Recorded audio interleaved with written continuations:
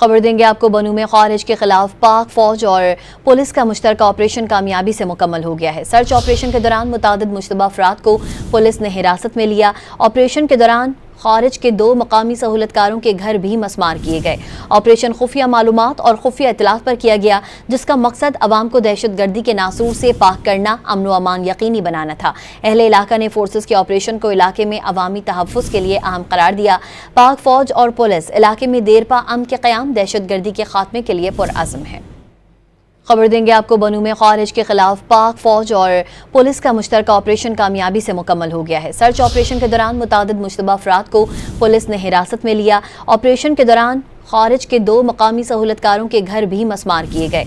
Operation खुफिया मालूमात और खुफिया इतलात पर किया गया, जिसका मकसद अवाम को दहशत गर्दी के नासूर से पाक करना, अमन व अमान यकीनी बनाना था। अहले इलाका ने फोर्सेस के ऑपरेशन को इलाके में अवामी तहफ़्फ़ुज़ के लिए अहम करार दिया। पाक फौज और पुलिस इलाके में देरपा अमन के क़याम, दहशत गर्दी के खात्मे के लिए पुरअज़्म है।